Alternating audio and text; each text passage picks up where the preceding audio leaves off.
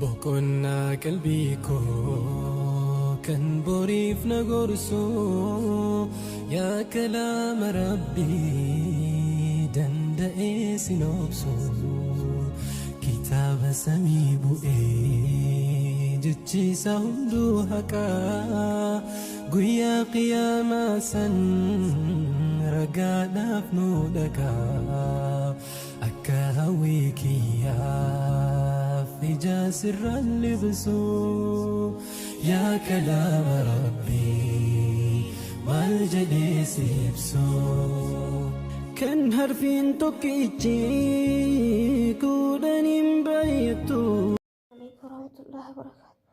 يا عبد الرحمن ربي هاتي يا عبد الله كراه مبارك في منير الرتي شرنا قراتي سلا فيديون كي يقبوني نمني dadhabadhee jira yaa obboleessa kiyya nama natti siqee cinaacha gara naqashuun dhabe amma akkarraan jidda dhufee yeroo qabaasana keessa jaarsi kiyya qabamee hidhaa jira ji'a lammaffaa fixaa jira ani ijoollee dhalattu wallagga lixaatti abbaan manaa kiyya jimma ijoollee manchootii rabbii jedhaatti cinaacha kiyya akka namni gara naqu.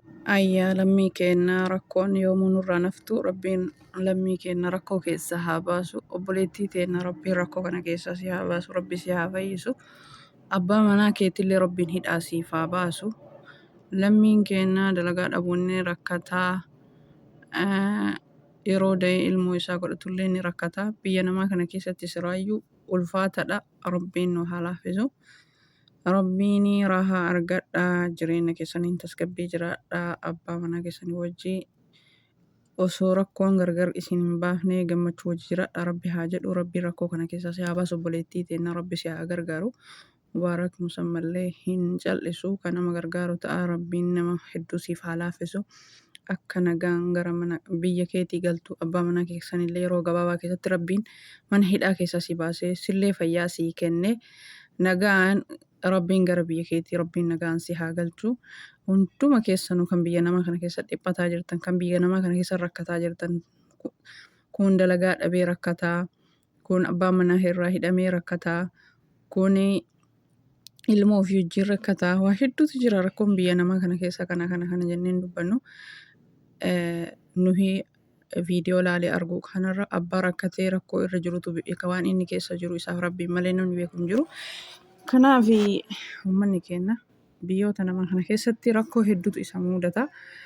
Maal godharree alhamdulillah ala kulli haal rabbiin jireenya keenya haa bareechuu. Biyya namaa kana keessa cinqamanii jiraachuu kana keessa rabbiin biyya keenyatti rabbiin nutti bal'isa jireenya nama biyya keenya keessa gattaa'ee dalagatu rabbiin haa taasisu. Egaa assalaamu alaikum warahmatullahi wabarakaatu kabajamtoota fi jaalatamtoota daawwattoota hordoftoota YouTube channel kee jalatti argamtan hundi keessanuu baga jiraattanii kan alaa kan biyya keessaa xiqqaa guddaa amantii kutaa ganda osoo hin jenne hundumti keessanuu baga jiraattanii ammallee naaf jiraadha isiniin jedha kan jalqabarraa gammaa maatii naaf taatanis kan haaraa dhuftanis heelumattuu galatooma hundi keessanuu jazaakallahu khairan isiniin jedha ammallee haamileen keessatti fi faamileen keessan hin jiru laayikii gochuun komentii yaada keessan barreessuun yoo dogongorri waa jiraatee dogongorallee dubbachuun kan haamilee naaf taatan isiniin jedha. Egaa biyya namaa kana keessatti waa hedduu nama mudata akka obboleettiin ta'een amma dubbatte argitanii jirtanii viidiyoo jalqabarraa jechuudha. Biyya namaa kana keessatti waa hedduu nama mudata keessumaa yeroo ammaa kana hedduu tokko jabaataa jechuudha. Maal ani isinii hima jechuun gorsi ilma namaa kamiyyuu xiqqoollee taatu silaa namni gorsa namaa kana wal tuffataa waliin dhaga'u walirraa hin dhaga'u walirraa hin faamu jechuudha. Walaakin namni tokko waan isarra ga'e malee yeroo namni gorsus hin amanu jechuudha. Kanaaf rabbiin hamtuu isinirraa haa qabu. Hunduma keessanuu rabbi hamtuu isinirraa haa qabu. Biyya namaatti isin rakkisin, biyya namaatti isin hin jenqin, biyya namaatti isin hin dararin jechuudha. Fayyaan faaya waa hunda caalti.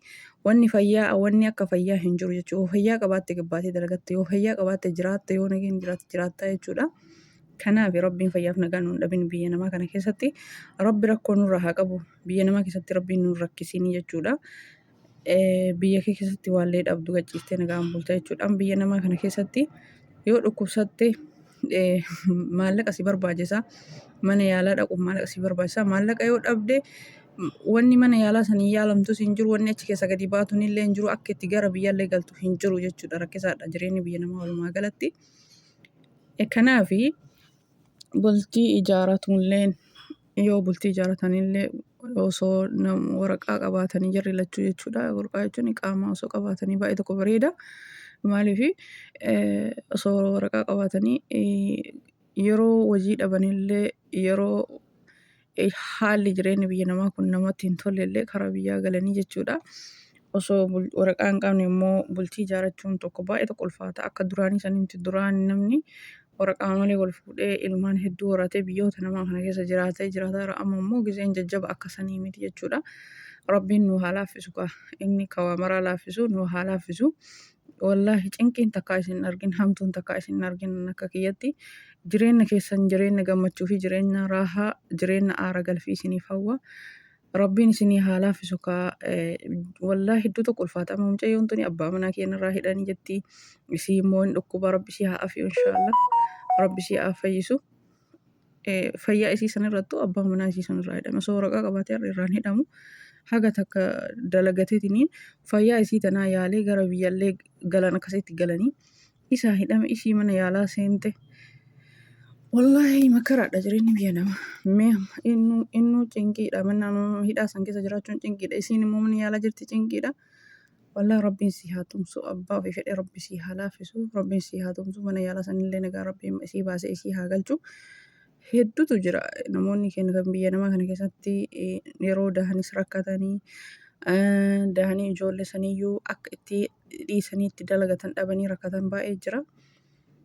Kanaaf warroonni kasilaa dura akkasitti bultii ijaarrattanii kanneen ijaarratin harooniin immoo innis waraqaa qabaatee atiinis waraqaa qabaattee osoo waraqaa qabaattaniitiin akkasitti yoo ol fuutanillee wajjin jiraataniitu baay'ee tokko bareeda. Maaliif yeroo dhibaman mana yaalaa dhaquuf waraqaa nama barbaachisaa, achii booda waraqaa nama barbaachisaa.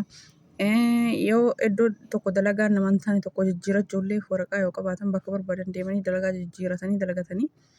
Kanaaf bultii amma ilmaan wajjin baay'ee tokko rakkisa. Bultii ijaarratanii biyya namaa keessa ilmaan ofii wajjin ilmaan horatuun hin hafu namni eega jaartii ta'e walitti dabalame jechuudha.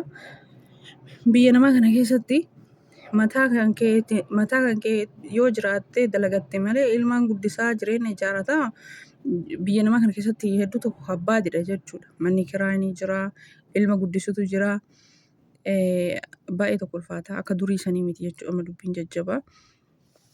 Kanaaf bultii namni amma immoo yoom biyya galee bultii ijaarradhaa, hoggaa kan biyya galee bultii ijaarradhaa ni jedha. Yoo danda'ame garuu biyyaa galanii bultii ofii sadhasoo ijaarratanii bareeda. Yoo dhabame immoo biyya namaa kana keessatti makaraadha ka. Sanuu waraqaa hin qabne makaraadha. Akkamitti hin gallee jedhan akka itti galan hin qabanii dalagaa tokko yoo namaan taane hin jijjiiradha jedhe akka itti jijjiirratan hin qabanii. Akkasuma obsanii jiraatan jechuudha dararamaa biyya namaa kana keessatti. Darartii kana hunda rabbiin nu haa baasu. Hamtuu keessanii hamtuu rabbiin isinirraa haa qabu. Kheyriin isin darbin hamtuun isin arginii hunda keessanuu jechuudha. Akka biyyoota adda addaa keessatti rakkataa jirtanii fayyaan abbaan manaa keessan isinirraa hidhamuun dalagaa dhabuun ilmoo keenya akkamitti galfanna jettanii dararamuun waa hedduu jira darartiin jechuudha. Nama meeqa ka dalagaa dhabee akkanatti taa'u jechuudha. Sababa waraqaa hin qabne malee osoo waraqaa qabaatee bakka barbaade deemee daddalagataa jechuudha. Wallaahi hangana hin jedhamu wanni namni keenya keessa jiru makaraadha. Gara tokkoo hin deemoo jette deemuu hin dandeettu waraqaa malee. Kanaaf yoorri bultii ganaa ijaarratuuf itti yaaddanii waraqaa yoo innis waraqaa qabaate qaamaa jechuudha. Yoo innis qabaate isinis yoo qabaattan yookaas bultii keessan ijaarrattanii yeroo mana yaallee yoo dhaqxan innillee waraqaa yoo qabaate hunni isinirraa abbaan manaa keessan sun isinirraa hidhaniif hin jiru jechuudha. Dalagaa biraa deemee soqata yoo haati manaa isaatti illee deette akkasi deemee inni dalagaa soqata nama hundaan rakkoo keessatti galanii rakkatanii jechuudha. Yoo waraqaa hin qabne immoo rakkisaadha. Tokkoffaa ilmoo ofii sanitti illee akka itti galchan hin qaban. Lammaffaa ofumaafuu akka itti jiraatan hin qaban. Nafseen ofii takkattii tana hoo sin dhiibduu nafseen takkattiin tantituun jechuudha. Garuu ilmaan wajjin rakkatta daa'ima wajjin rakkatta gaafa ilmoo godhatte biyya namaa kana keessatti yoo dalagaan hin jiraatin baay'ee tokko nama rakkisa. Kanaaf rabbiin kheyrii haa godhu. Rabbi waa maraa isinii haa laaffisu. Jireenya biyya namaa kana wajjin rabbiin isin rakkisinii rabbi isinitti haa bal'isu. Hedduu tokko garaa nama nyaatti mi'a mucayyoon tuni. Miskiina mana yaalaa keessatti booyaa jirti. Abbaan manaa irraa hidhamee ani na dhukkubaa jira. Nagahumaan gara biyya kiyyaa na galchaa jedhaa jirti. Fayyaa rabbiin fayyaa biyya namaa kana keessatti nama hin dhibini. Fayyaan faaya. Rabbiin fayyaa guutuun gara biyya keenya nu haa galchu. Maatii keenyatti nagaan nu haa galchu. Kanaaf yoo ganaa bultii ijaarrachuu eddanii ofillee qaamaa qabaatanii innis qaamaa qabaate akkasii bultii ijaaradhaa. Boru ilmaan kiyya akkamitti karaa biyyaa galfadhaa. Akkamitti abbaa manaa kiyya kanaa wajji jiraadha. Akkuma fayyaan jirtu dhibeellee hin jirti. Akkuma argachuullee hin jiru dhabullee hin jira dalagaa jechuudha. Gaaf tokko ni argama gaaf tokko ni dhabamaa jechuudha. Sun ka kontiraata ofii dalageetiin inni jedha keessaa nama barraati kan rakkatu jechuudha. Ka kontiraata jiru haga kontiraata ofii waggaa lamaa san fixuu jechuu hin danda'u. Kontiraata ofii waggaa lamaa san fixee karaa biyyaa gala. Ijoollee ala jiran kanatu rakkataa jechuudha. Dalagaa dhabanii halkan tokko guyyaa tokko lafa taa'uun nama dhagaamaa jechuudha. Isaan garuu ji'oota hedduu lakkoofsiisanii dalagaa dhabanii jechuudha. Rabbiin isiniif haa birmatu. Qeenqii kana keessaa rabbiin biyya keenya nu haa raaru. Nama biyya ofiitti dalagatee biyya ofiitti kabajaan mana ofii jiraatu rabbi nama taasisu. Arra mucayyoon tun deettee silaa kabajaan mana ofii nama jiraatu ta'e jechuudha. Arra ofii isiit akkanatti mana yaalaa keessatti rakkatarti. Kanaaf namni osoo biyya ofii taate har'a kabajaa gammachuudha jechuudha deettee mana yaalaa kana keessatti silaa mana ofii galtee rahaa gooti. Laakiin biyyi namaa osoo waan feete taate osoo har'a si keessaa bahuu jedhanii namni siinaa hin jiru.